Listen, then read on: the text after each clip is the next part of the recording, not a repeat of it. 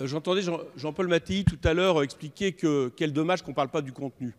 Ce que je remarque, c'est ce matin, nous avons eu un ministre, deux rapporteurs qui, au lieu de défendre le contenu de leur loi, se sont finalement ingéniés à ne taper que sur la proposition de loi référendaire déposée par les partis d'opposition.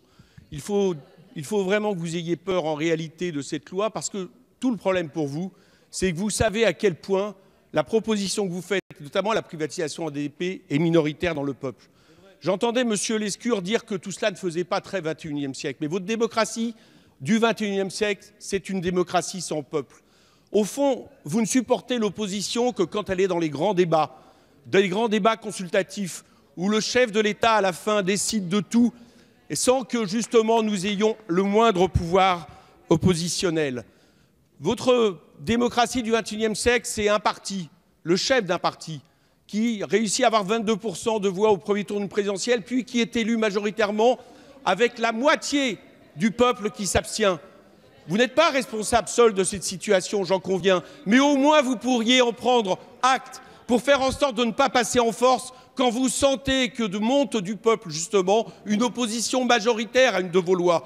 Que croyez-vous qu'il se passe quand toute l'opposition se lie ensemble sur le même contenu? Nous ne faisons que traduire justement cette opposition. Vous savez, je vais vous dire une chose. Aujourd'hui, vous venez de, quelque part, montrer votre faiblesse en tapant sans cesse sur cette proposition de loi référendaire. Vous n'avez qu'un espoir maintenant, c'est que le Conseil constitutionnel la refuse. Parce que vous savez que nous aurons les 4,5 millions de signatures, sinon en 3 mois, pour contester le mauvais coup que vous vous apprêtez à faire contre le pays. Vous n'avez eu aucun argument pour défendre la privatisation d'ADP, ni le mauvais coût économique que cela représente, ni le fait de privatiser les frontières, où M. le maire nous explique maintenant que les frontières, c'est uniquement des hommes, comme si les infrastructures n'existaient pas.